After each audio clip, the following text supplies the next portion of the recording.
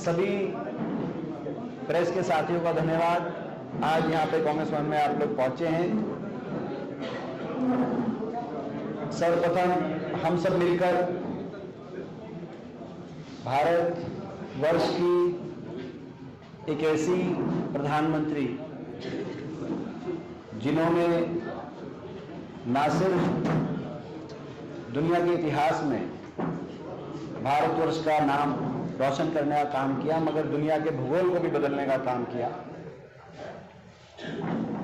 जिन पे पूरे देश को गर्व है।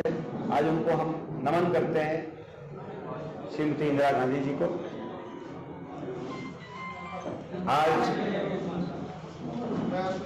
इसके साथ साथ छठ का भी यही पावन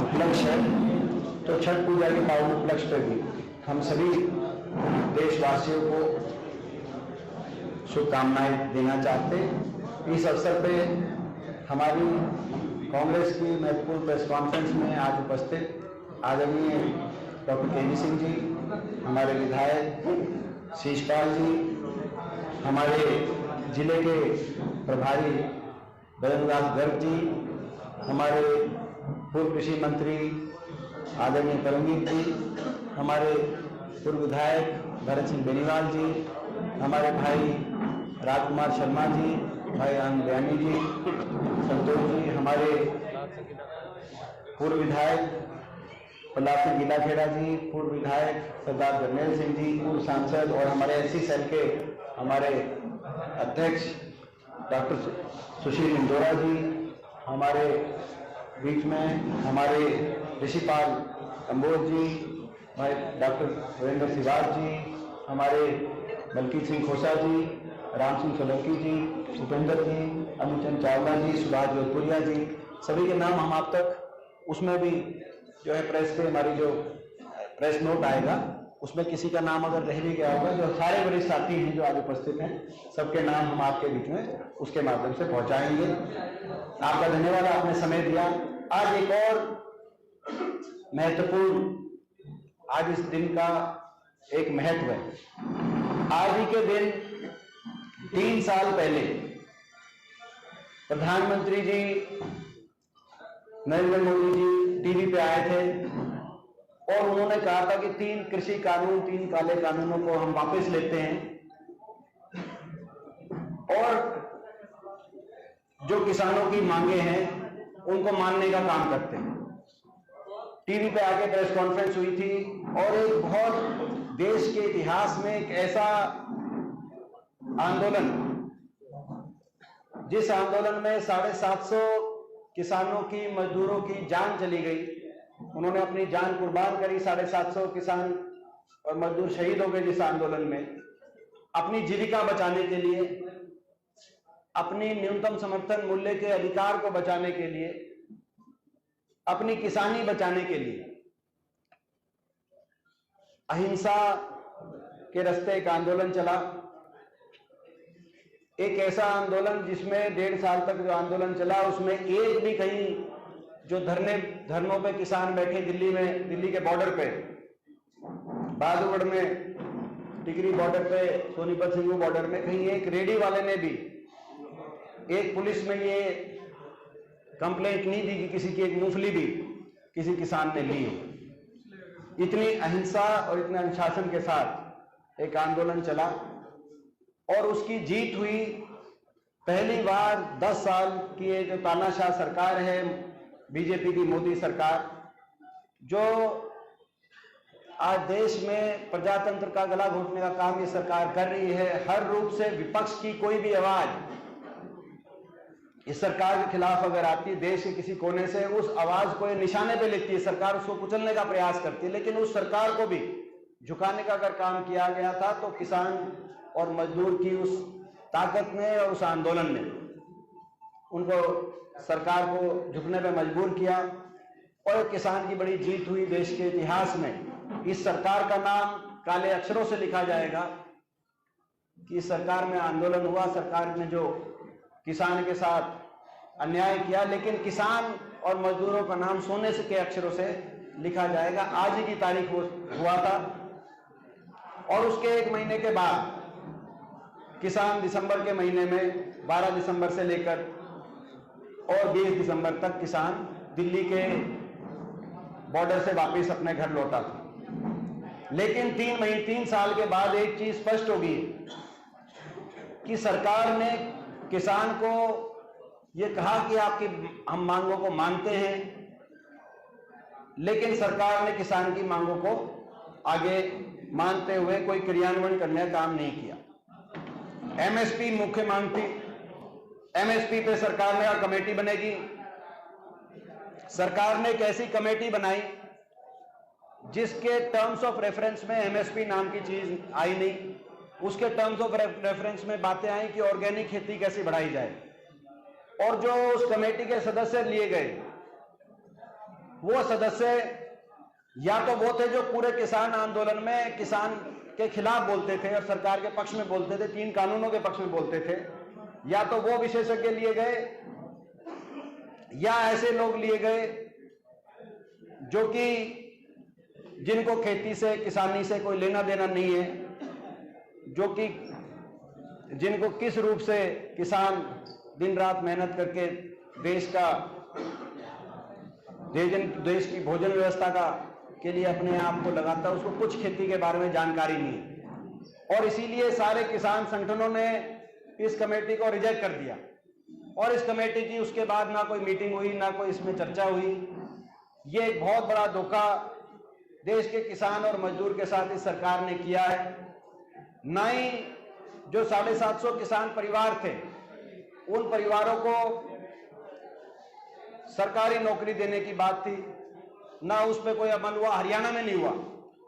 पंजाब में कांग्रेस की सरकार ने, कैप्टन अमरिंदर सिंह उस समय कांग्रेस के मुख्यमंत्री थे, उस समय पंजाब में कांग्रेस की सरकार ने तो उन परिवारों को रोजगार देने का काम किया। लेकिन आपको पता है कि 2 प्रदेशों में सबसे ज्यादा किसान प्रभावित था, क्योंकि 2 प्रदेशों से सबसे ज्यादा एमएसपी की प्रणाली से खरीद होती है, सरकारी खरीद, हरियाणा और पंजाब। लेकिन और 2 ही प्रदेशों में आंदोलन भी ज्यादा था, सबसे ज्यादा किसान शहीद भी 2 प्रदेशों के ज्यादा हुए, बाकी कुछ यूपी और कुछ राजस्थान के भी थे। लेकिन हरियाणा के अंदर किसी को सरकारी नौकरी के भी जो बात थी, उस पर भी सरकार ने कोई कदम नहीं उठाया। बाकी भी लगातार किसान को सरकार से की अनदेखी का सामना करना पड़ रहा है, मजदूर को किसान की अनदेखी का, सरकार की अनदेखी का सामना करना पड़ रहा है, आड़ती को सरकार की अनदेखी का सामना करना पड़ रहा है। हमारी पूरी कृषि अर्थव्यवस्था जो हमारे प्रदेश की है, उस पे ये सरकार हमलावर है। जो सरकार की नीयत थी वो सबके सामने आ गई। बड़े उद्योगपति समूह, अदानी जैसे बड़े उद्योगपति समूहों के हवाले कृषि व्यवस्था सरकार करना चाहती थी, और अब भी बैकडोर से सरकार की नीयत वही की वही टिकी हुई है। एक कदम सरकार ने पीछे हटाया है, लेकिन आज किसान समझदार हो चुका है और किसान की लड़ाई किसान लड़ना जानता है, और लड़ाई किसान भी लड़ेगा, हम भी आने वाले समय में इस लड़ाई को। तो इसीलिए आज के इस दिन हम कांग्रेस पार्टी ने, प्रदेश कांग्रेस कमेटी ने ये फैसला लिया है कि 17 दिसंबर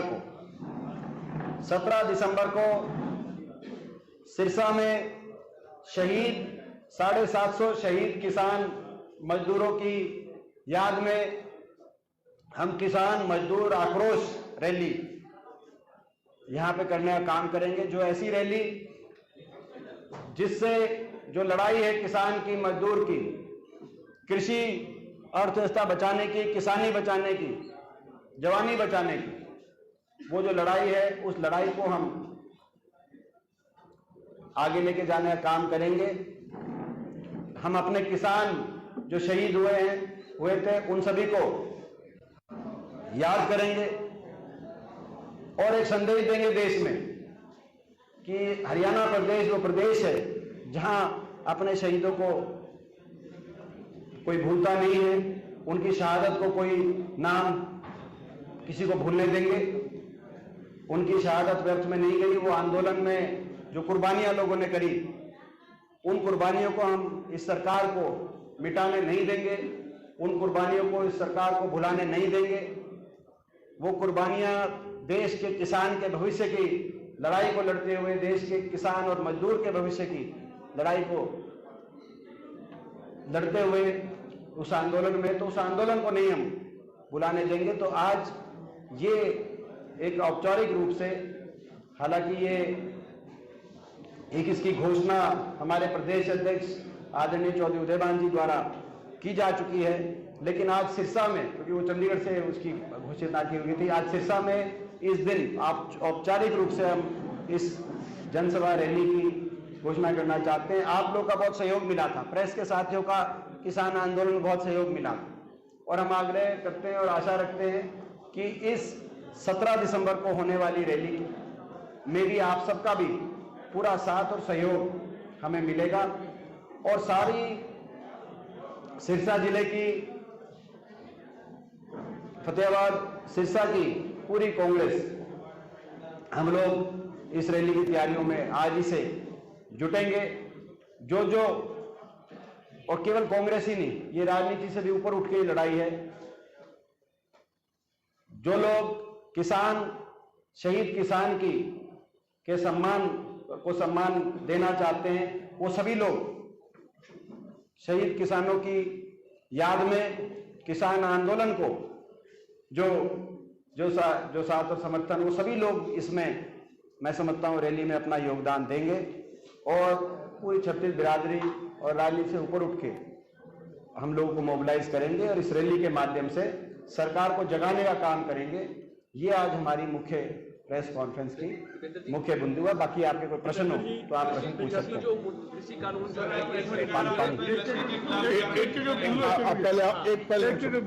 एक जगह कृषि कानून थे, ये सेंटर का मुद्दा है। क्या इस रैली में आप स्टेट के लीडर आएंगे या सेंटर से भी कोई आपका सीनियर लीडर आएगा?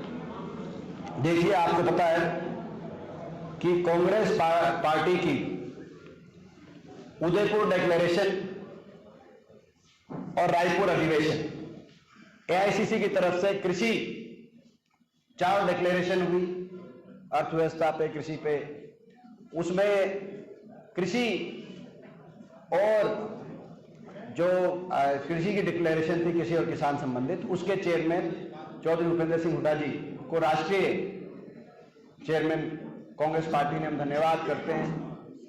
श्रीमती सोनिया गांधी जी का, मल्लिकार्जुन जी खड़गे जी का, राहुल जी का, कि हुड्डा साहब को दोनों जगह, उदयपुर डिक्लेरेशन में भी और रायपुर अधिवेशन में भी, कृषि संबंधित कांग्रेस पार्टी का क्या रणनीति बने और क्या उन कांग्रेस पार्टी के किसानों के प्रति, क्योंकि बहुत से उस डिक्लेरेशन में जो कांग्रेस ने रायपुर में किया, हमारा अधिवेशन था एआईसीसी का, उसमें बहुत सी बातें की गई, और किसान आंदोलन की सारी मांगों को कांग्रेस पार्टी ने मानने का और कांग्रेस की सरकार बनने पर उनको लागू करने का एक आश्वासन देश के किसान से दिया, प्रदेश की बात की, और जिसमें एमएसपी की गारंटी की भी बात है, जिसमें किसान को कर्ज मुक्ति तक लेके जाने, कर्ज माफी से लेकर कर्ज मुक्ति तक लेके जाने की बात है।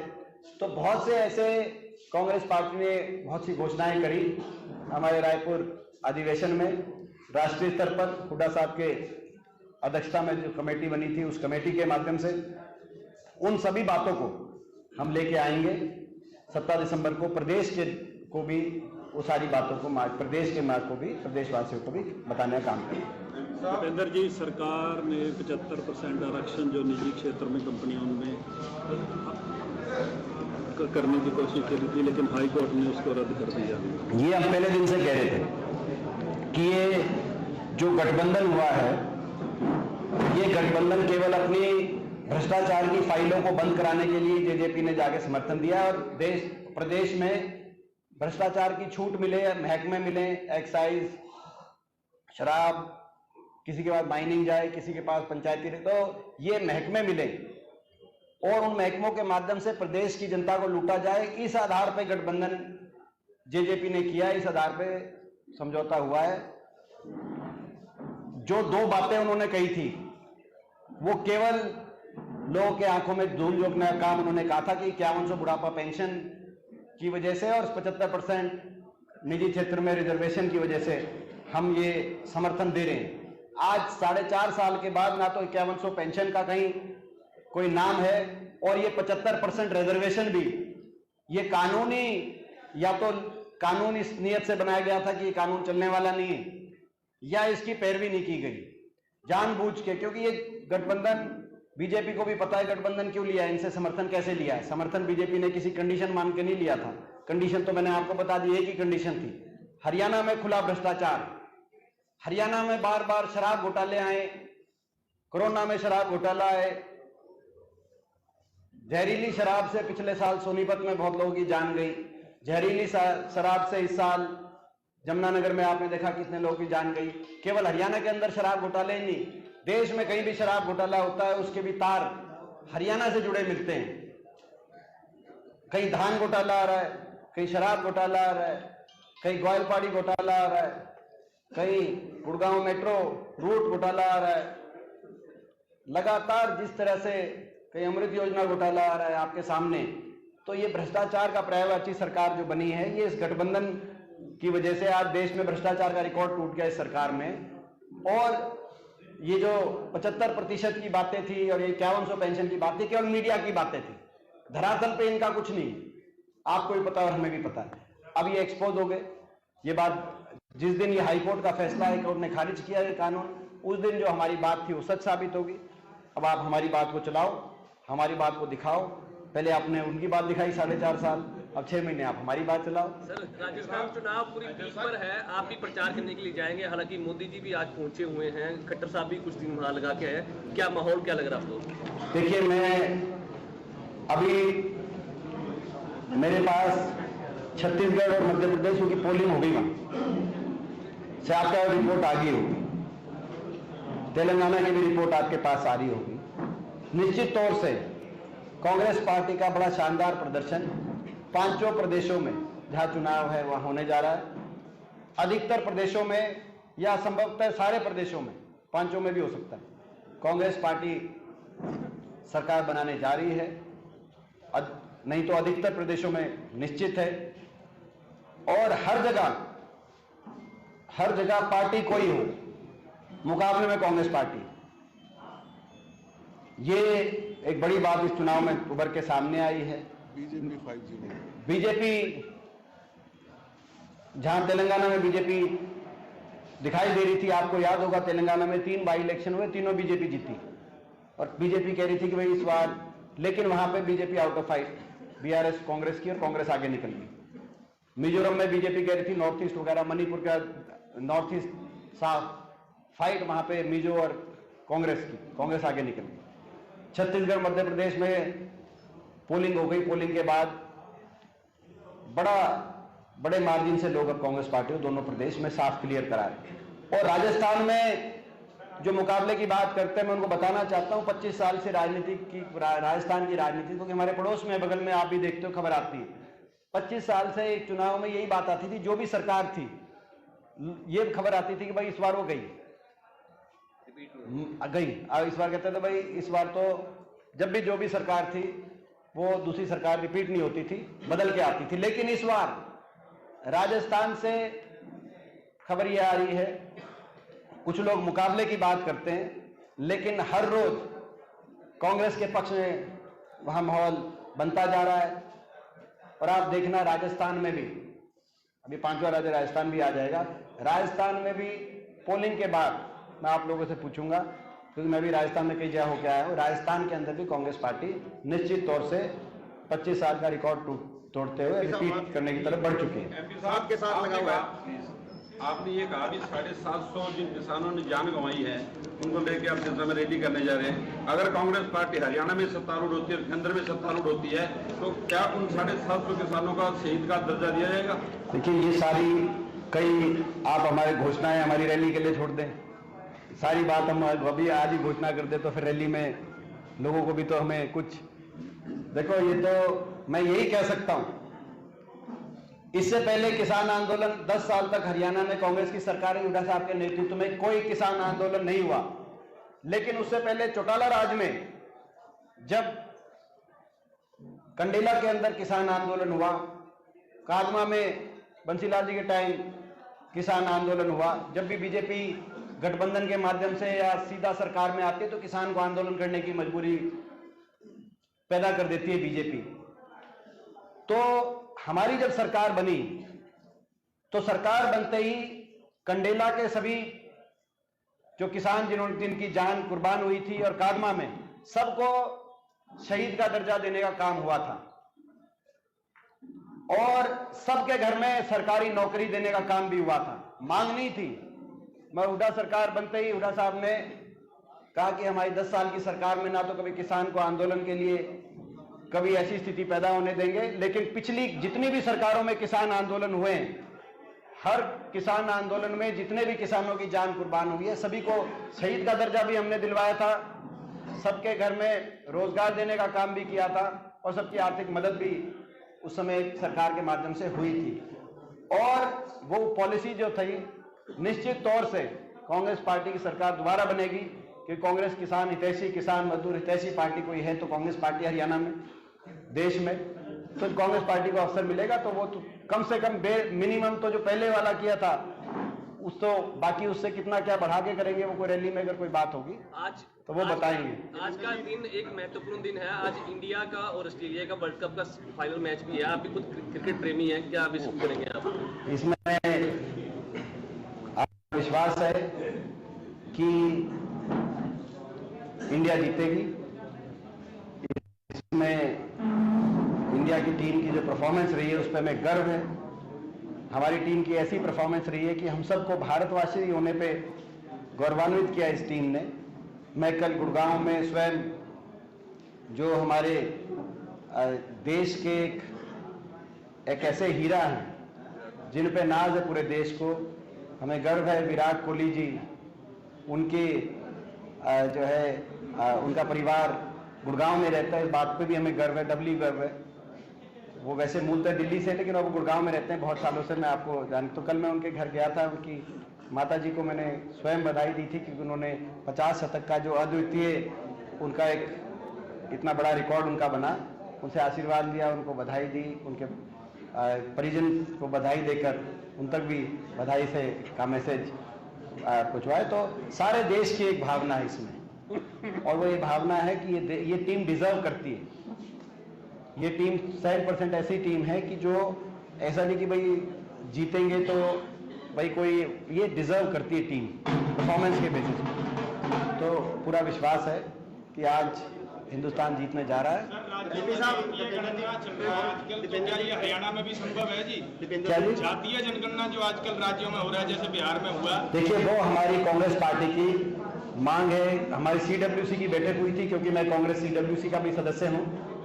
कांग्रेस वर्किंग कमेटी जो हमारी शीर्ष डिसीजन मेकिंग है पार्टी के अंदर बॉडी, तो हमने नीतिगत तौर से कांग्रेस पार्टी ने मांग करी है, राहुल गांधी जी ने उसमें ये प्रस्ताव रखा था जिसको पूरी CWC ने माना था कि जातीय जनगणना होनी चाहिए देश में भी और हर प्रदेश में जहां कांग्रेस पार्टी की सरकार आएगी, ताकि जनसंख्या की सही गिनती आए और जनसंख्या के आधार पर हर वर्ग को उनके अधिकार उस आधार पर निश्चित सरकार कराए, चाहे प्रदेश सरकार की बात हो चाहे केंद्र की सरकार की बात हो। तो कांग्रेस पार्टी जातीय जनगणना के पक्ष में है। जहां जहां हमारी सरकार बनेगी, हमने छत्तीसगढ़ में कराई है, आपको मैं बताऊं कि बिहार की बात नहीं, छत्तीसगढ़ में कांग्रेस पार्टी ने कराई है और बिहार में भी कांग्रेस पार्टी का जो समर्थन मिला है, तो जातीय जनगणना के आंकड़े जो है बिहार की सरकार ने सार्वजनिक करें। पहले भाजपा ने रुकवाने की बात करी थी, लेकिन कांग्रेस पार्टी के समर्थन के बाद नीतीश जी ने वो आंकड़े जो है। साहब, राजस्थान में जेजेपी चुनाव लड़ रही है, चाबी का निशान होगा, मुख्यमंत्री किसान होगा, आप कैसे देखते हैं? देखिए, जेजेपी पार्टी स्वतंत्र पार्टी है, वो कहीं भी लड़ सकती है चुनाव। इसके बाद वो तमिलनाडु और अगला चुनाव अमेरिका से भी लड़ सकती है, क्योंकि हरियाणा में उसकी जो चाबी थी वो जो है वो चाबी खराब होगी और उनके जनाधार पे ताला लग गया, वो ताला खुल नहीं रहा। फिर वो चाबी जब खराब होगी, हरियाणा के अंदर उनके जनाधार का कमरा बंद हो गया, तो फिर वो चाबी लेके पहुंच गए राजस्थान कि क्या पता ये ताली वहां लग जाए, ये चाबी वहां लग जाए। राजस्थान में भी खुला नहीं, राजस्थान में भी खुला नहीं। इसके बाद वो कहां जाएंगे? तमिलनाडु भी जा सकते हैं, कहीं भी जा सकते हैं, नॉर्थ ईस्ट चले जाएं और फिर वो अमेरिका कहीं भी जा सकते हैं, स्वतंत्र पार्टी राजनीतिक दल का अपना एक विवेक होता है, मगर उनकी जो चाबी है वो खराब हो गई, उनको हम बताना चाहते हैं। कोई ताला खुलने नहीं वाला, क्योंकि लोगों ने उनकी नीयत पहचान ली। ये एक ऐसी पार्टी निकली, ये आखिरी बात आपको बताते हुए, ये एक ऐसी पार्टी है जिसने हर वर्ग को धोखा देने का काम किया है। इस पार्टी ने अपने मतदाता को धोखा दिया। पहले कहते थे बीजेपी को करो 75 पार, फिर बीजेपी की बनवा दी चंडीगढ़ में सरकार।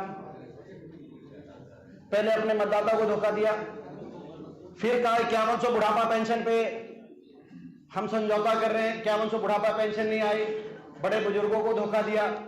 फिर कहा 75% रिजर्वेशन पे निजी क्षेत्र में हम समर्थन दे रहे हैं, वो 75% का कानून नहीं बन पाया। 4.5 साल में प्रदेश के युवाओं को धोखा दिया। फिर कहते थे किसान कृषि कानून तो वापस नहीं हो सकते, लेकिन आज के दिन 3 साल पहले प्रधानमंत्री जी ने कह दिया वापस हो गए, तो किसान से धोखा दिया प्रदेश के। फिर कहते थे कि ब्रिजभूषण के खिलाफ क्या कार्रवाई करें, दिल्ली पुलिस ने लिख के दे दिया ब्रिजभूषण हर मौके पे हमारी महिला पहलवानों, महिला खिलाड़ियों के साथ दुर्व्यवहार करता था वो आरोपी। तो हमारी बेटियों के साथ धोखा किया, हमारे खिलाड़ियों के साथ धोखा किया।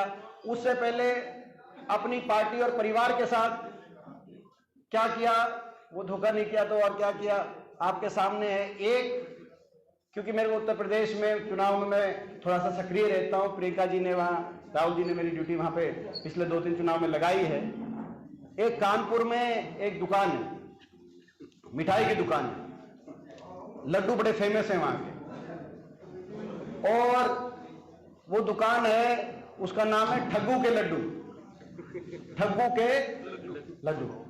और उसके नीचे लिखा हुआ है ऐसा कोई सगा नहीं जिसको हमने ठगा नहीं, ऐसा कोई सगा नहीं जिसको हमने ठगा नहीं। तो ये जो जेजेपी है, ये उन ठग्गू के लड्डू की फ्रेंचाइज लेके हरियाणा में आए थे। वो हरियाणा फ्रेंचाइज पिट गई, अब राजस्थान गए, राजस्थान वाले लोगों ने भी कहा कि भाई ठग्गू के लड्डू की तो यहाँ भी जो है। अब इसके बाद वो तमिलनाडु जाए, अमेरिका जाए, फ्रांस जाए, यूरोप जाए, जापान जाए, वो आप उनसे पूछो, हमसे क्यों पूछ रहे हो, हमारा क्यों टाइम आप। तो ये किससे तो आप बताओगे जी ठग्गू के लड्डू वाले।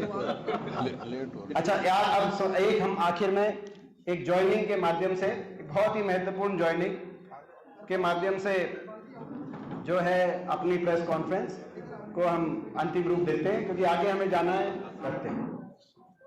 टीवी पे आके प्रेस कॉन्फ्रेंस हुई थी, और एक बहुत देश के इतिहास में एक ऐसा आंदोलन, जिस आंदोलन में 750 किसानों की, मजदूरों की जान चली गई, उन्होंने अपनी जान कुर्बान करी, 750 किसान और मजदूर शहीद हो गए जिस आंदोलन में, अपनी जीविका बचाने के लिए, अपनी न्यूनतम समर्थन मूल्य के अधिकार को बचाने के लिए, अपनी किसानी बचाने के लिए अहिंसा के रास्ते एक आंदोलन चला।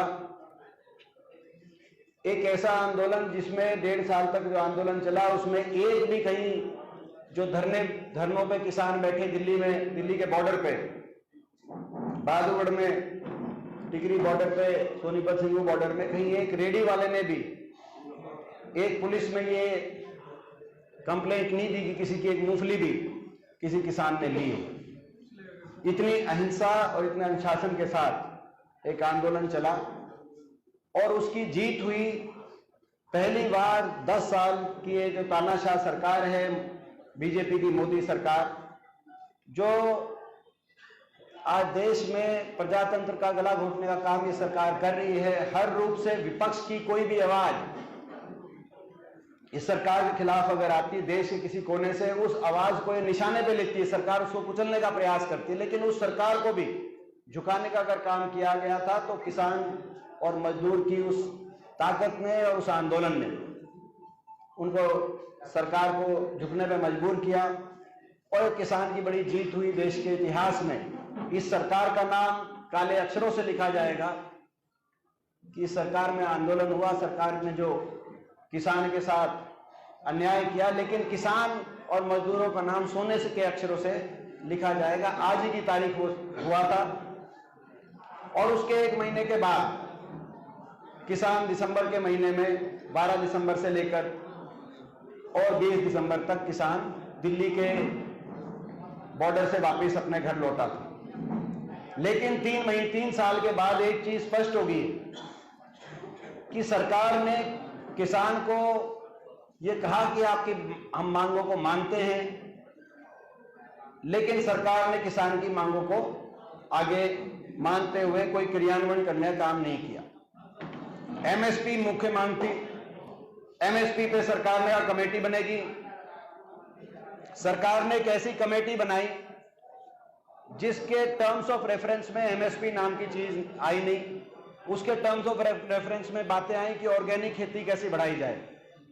और जो उस कमेटी के सदस्य लिए गए, वो सदस्य या तो वो थे जो पूरे किसान आंदोलन में किसान के खिलाफ बोलते थे और सरकार के पक्ष में बोलते थे, 3 कानूनों के पक्ष में बोलते थे, या तो वो विशेषज्ञ लिए गए या ऐसे लोग लिए गए जो कि जिनको खेती से किसानी से कोई लेना देना नहीं है, जो कि जिनको किस रूप से किसान दिन रात मेहनत करके देश की भोजन व्यवस्था के लिए अपने आप को लगाता है, उसको कुछ खेती के बारे में जानकारी नहीं है। और इसीलिए सारे किसान संगठनों ने इस कमेटी को रिजेक्ट कर दिया और इस कमेटी की उसके बाद ना कोई मीटिंग हुई, ना कोई इसमें चर्चा हुई। ये एक बहुत बड़ा धोखा देश के किसान और मजदूर के साथ इस सरकार ने किया है। ना ही जो 750 किसान परिवार थे, उन परिवारों को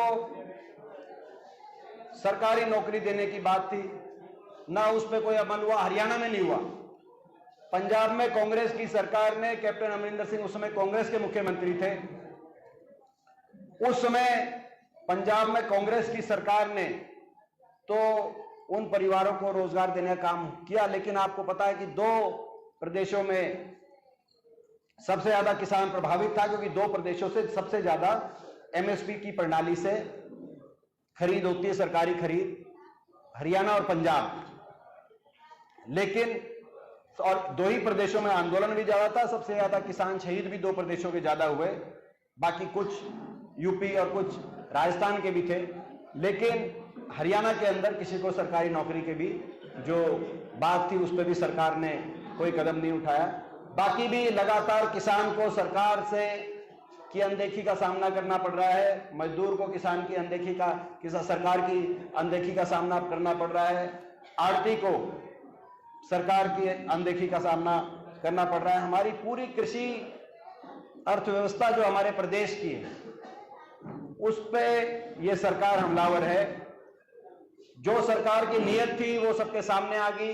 बड़े उद्योगपति समूह, अदानी जैसे बड़े उद्योगपति समूहों के हवाले कृषि व्यवस्था सरकार करना चाहती थी, और अब भी बैकडोर से सरकार की नीयत वही की वही टिकी हुई है। एक कदम सरकार ने पीछे हटाया है, लेकिन आज किसान समझदार हो चुका है और किसान की लड़ाई किसान लड़ना जानता है, और लड़ाई किसान भी लड़ेगा, हम भी आने वाले समय में इस लड़ाई को। तो इसीलिए आज के इस दिन हम कांग्रेस पार्टी ने, प्रदेश कांग्रेस कमेटी ने ये फैसला लिया है कि 17 दिसंबर को सिरसा में शहीद 750 शहीद किसान मजदूरों की याद में हम किसान मजदूर आक्रोश रैली यहां पे करने का काम करेंगे। जो ऐसी रैली जिससे जो लड़ाई है किसान की, मजदूर की, कृषि अर्थव्यवस्था बचाने की, किसानी बचाने की, जवानी बचाने की, वो जो लड़ाई है उस लड़ाई को हम आगे लेके जाने का काम करेंगे। हम अपने किसान जो शहीद हुए थे उन सभी को याद करेंगे और एक संदेश देंगे देश में कि हरियाणा प्रदेश वो प्रदेश है जहां अपने शहीदों को कोई भूलता नहीं है, उनकी शहादत को कोई नाम किसी को भूलने देंगे। उनकी शहादत व्यर्थ में नहीं गई। वो आंदोलन में जो कुर्बानियां लोगों ने करी, उन कुर्बानियों को हम इस सरकार को मिटाने नहीं देंगे। उन कुर्बानियों को इस सरकार को भुलाने नहीं देंगे। वो कुर्बानियां देश के किसान के भविष्य की लड़ाई को लड़ते हुए, देश के किसान और मजदूर के भविष्य की लड़ाई को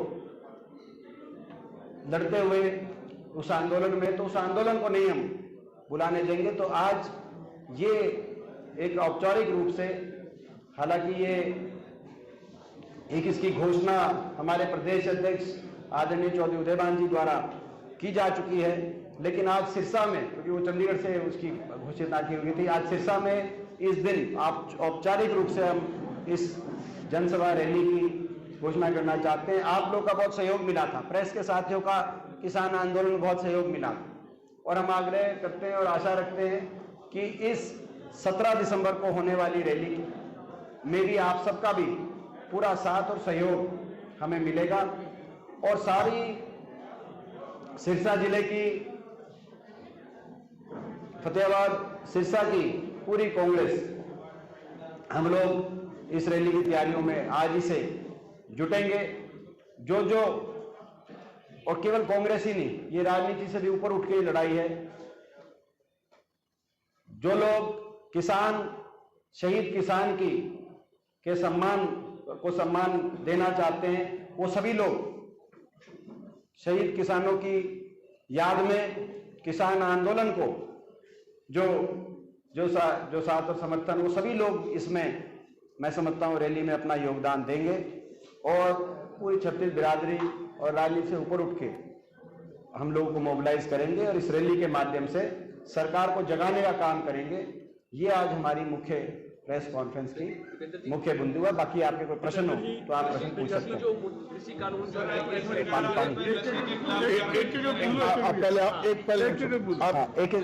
कानून थे, ये सेंटर का मुद्दा है। क्या इस रैली में आप स्टेट के लीडर आएंगे या सेंटर से भी कोई आपका सीनियर लीडर आएगा? देखिए, आपको पता है कि कांग्रेस पार्टी की उदयपुर डिक्लेरेशन और रायपुर अधिवेशन, एआईसीसी की तरफ से कृषि 4 डिक्लेरेशन हुई, अर्थव्यवस्था पे, कृषि पे। उसमें कृषि और जो कृषि की डिक्लेरेशन थी, कृषि और किसान संबंधित, उसके चेयरमैन चौधरी भूपेंद्र सिंह हुड्डा जी को राष्ट्रीय चेयरमैन कांग्रेस पार्टी ने हम धन्यवाद करते हैं। श्रीमती सोनिया गांधी जी का, मल्लिकार्जुन जी खड़गे जी का, राहुल जी का, कि हुड्डा साहब को दोनों जगह, उदयपुर डिक्लेरेशन में भी और रायपुर अधिवेशन में भी, कृषि संबंधित कांग्रेस पार्टी का क्या रणनीति बने और क्या उन कांग्रेस पार्टी के किसानों के प्रति, क्योंकि बहुत से उस डिक्लेरेशन में जो कांग्रेस ने रायपुर में किया, हमारा अधिवेशन था एआईसीसी का, उसमें बहुत सी बातें की गई, और किसान आंदोलन की सारी मांगों को कांग्रेस पार्टी ने मानने का और कांग्रेस की सरकार बनने पर उनको लागू करने का एक आश्वासन देश के किसान से दिया, प्रदेश की बात हुई, और जिसमें एमएसपी की गारंटी की भी बात है, जिसमें किसान को कर्ज मुक्ति तक लेके जाने, कर्ज माफी से लेकर कर्ज मुक्ति तक लेके जाने की बात है। तो बहुत से ऐसे कांग्रेस पार्टी ने बहुत सी घोषणाएं करी हमारे रायपुर अधिवेशन में।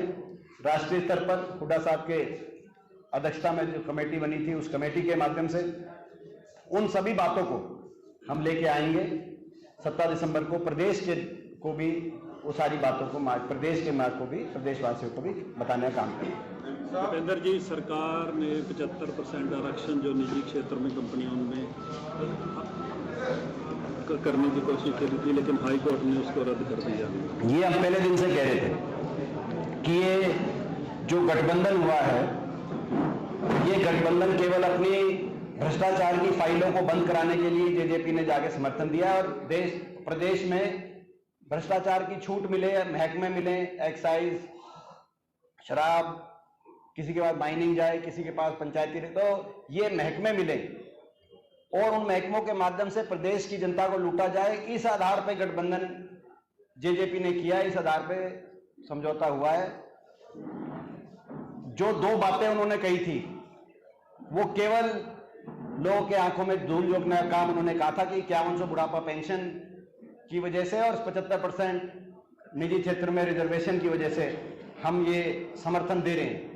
आज 4.5 साल के बाद ना तो 5100 पेंशन का कहीं कोई नाम है और ये 75% रिजर्वेशन भी ये कानूनी, या तो कानून इस नियत से बनाया गया था कि ये कानून चलने वाला नहीं है, या इसकी पैरवी नहीं की गई जानबूझ के, क्योंकि ये गठबंधन, बीजेपी को भी पता है गठबंधन क्यों लिया है, इनसे समर्थन कैसे लिया है। समर्थन बीजेपी ने किसी कंडीशन मान के नहीं लिया था। कंडीशन तो मैंने आपको बता दी, एक ही कंडीशन थी, हरियाणा में खुला भ्रष्टाचार, हरियाणा में बार बार शराब घोटाले आए, कोरोना में शराब घोटाला है,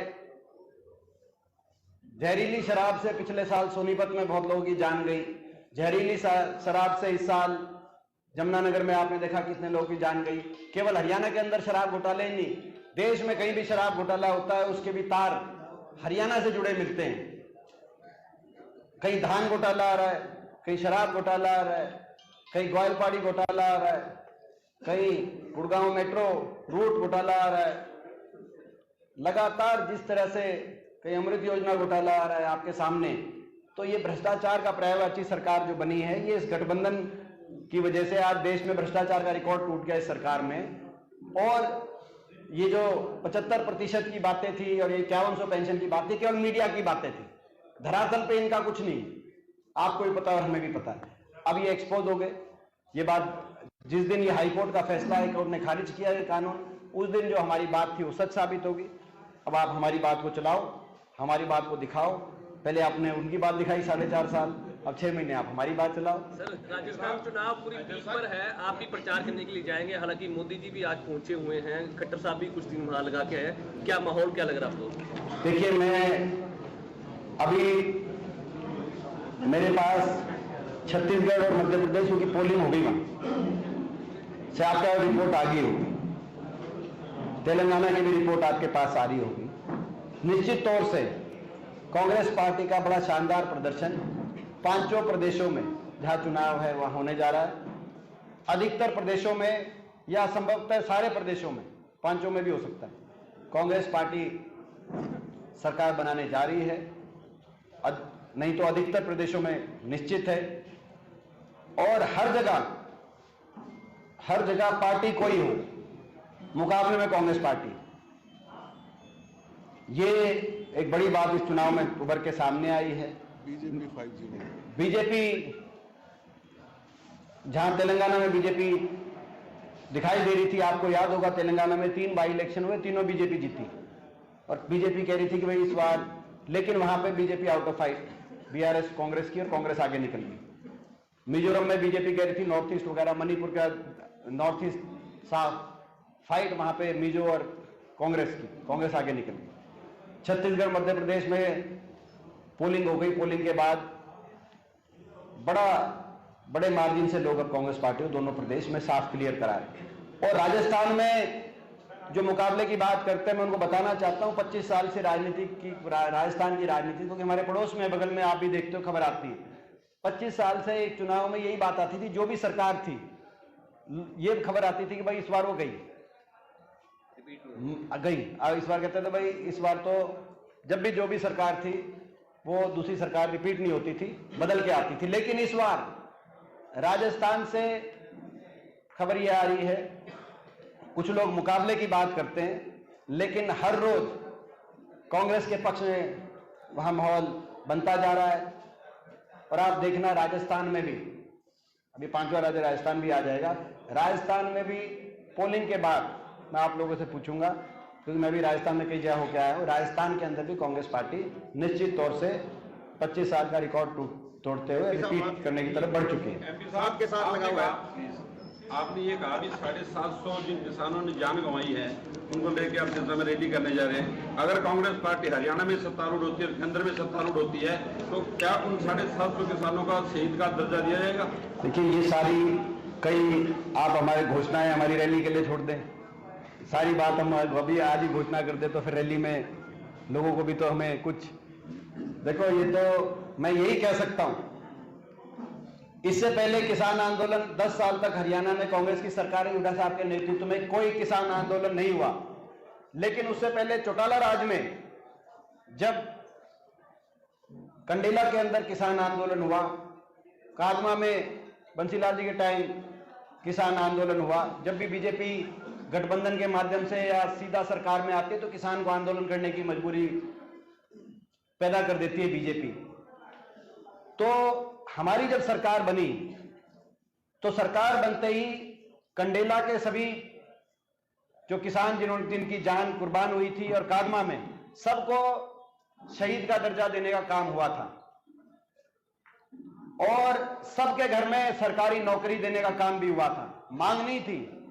मगर हुड्डा सरकार बनते ही हुड्डा साहब ने कहा कि हमारी 10 साल की सरकार में ना तो कभी किसान को आंदोलन के लिए कभी ऐसी स्थिति पैदा होने देंगे, लेकिन पिछली जितनी भी सरकारों में किसान आंदोलन हुए हैं, हर किसान आंदोलन में जितने भी किसानों की जान कुर्बान हुई है, सभी को शहीद का दर्जा भी हमने दिलवाया था, सबके घर में रोजगार देने का काम भी किया था और सबकी आर्थिक मदद भी उस समय सरकार के माध्यम से हुई थी।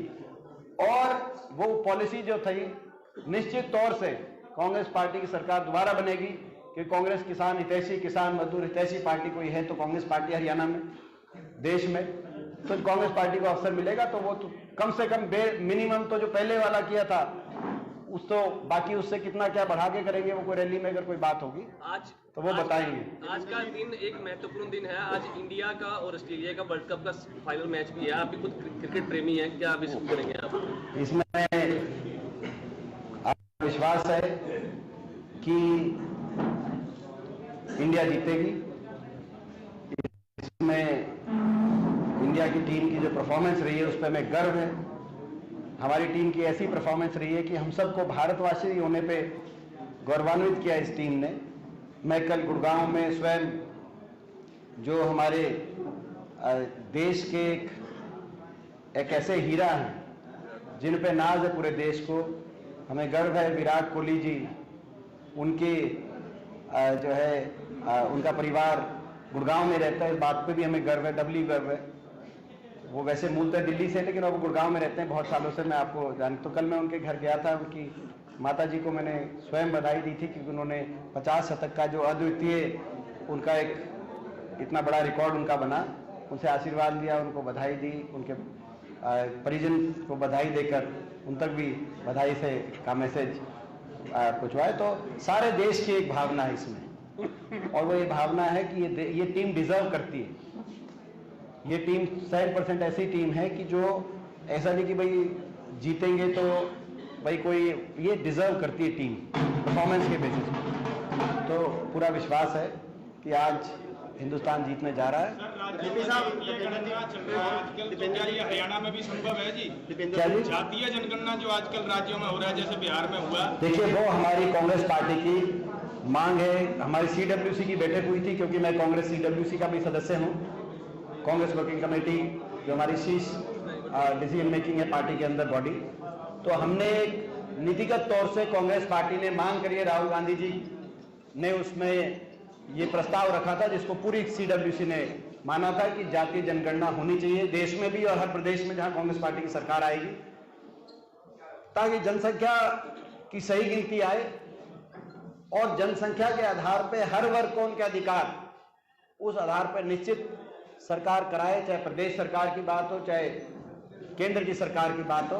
तो कांग्रेस पार्टी जातीय जनगणना के पक्ष में है। जहां जहां हमारी सरकार बनेगी, हमने छत्तीसगढ़ में कराई है, आपको मैं बताऊं कि बिहार की बात नहीं, छत्तीसगढ़ में कांग्रेस पार्टी ने कराई है और बिहार में भी कांग्रेस पार्टी का जो समर्थन मिला है, तो जातीय जनगणना के आंकड़े जो है बिहार की सरकार ने सार्वजनिक करें। पहले भाजपा ने रुकवाने की बात करी थी, लेकिन कांग्रेस पार्टी के समर्थन के बाद नीतीश जी ने वो आंकड़े जो है। एमपी साहब, राजस्थान में जेजेपी चुनाव लड़ रही है, चाबी का निशान होगा, मुख्यमंत्री किसान होगा, आप कैसे देखते हैं? देखिए, जेजेपी पार्टी स्वतंत्र पार्टी है, वो कहीं भी लड़ सकती है चुनाव। इसके बाद वो तमिलनाडु और अगला चुनाव अमेरिका से भी लड़ सकती है, क्योंकि हरियाणा में उसकी जो चाबी थी वो जो है वो चाबी खराब होगी और उनके जनाधार पे ताला लग गया, वो ताला खुल नहीं रहा।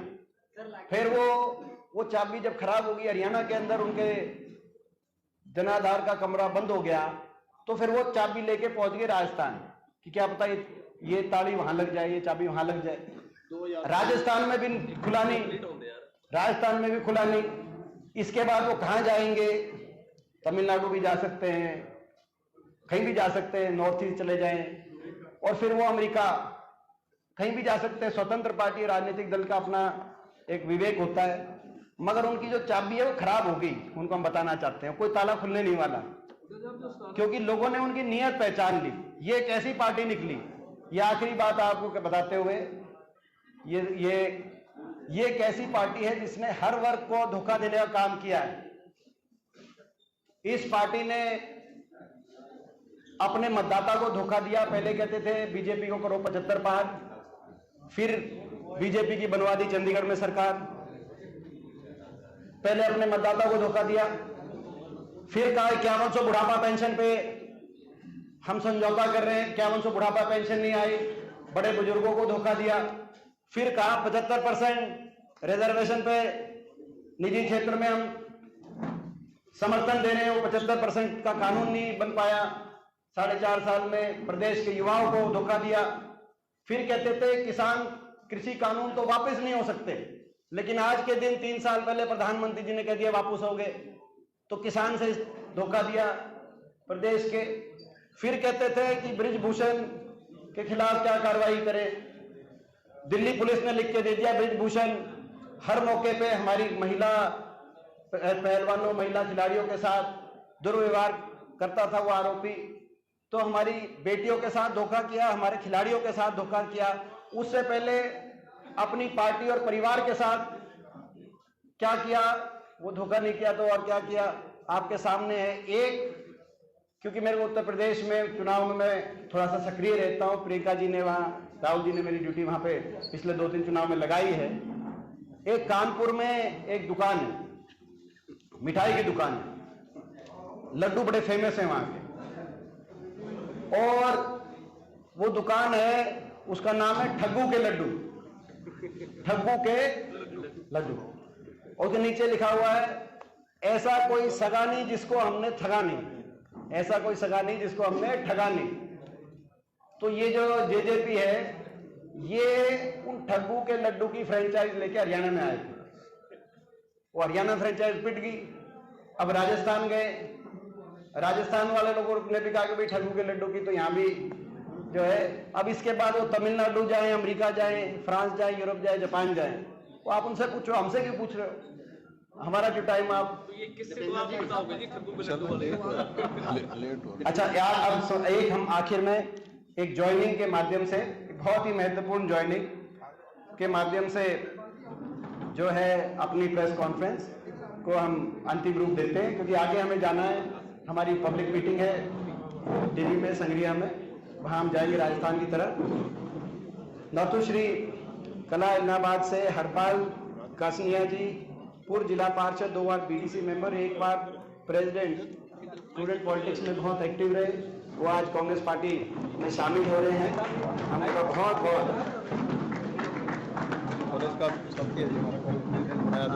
हाँ जी।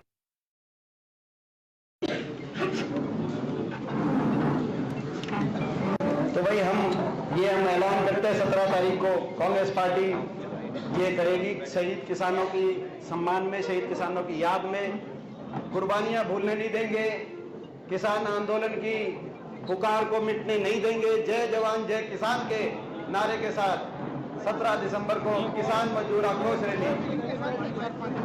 अच्छा, और इनके साथी हरपाल जी के साथी ये सबको एक बार बताते जाओ, हरपाल जी नाम बताते जाओ। ये तो बेटा है मेरा। अच्छा अच्छा अच्छा, प्रेस के साथी चाय पी के जाएंगे, और सभी प्रेस के साथी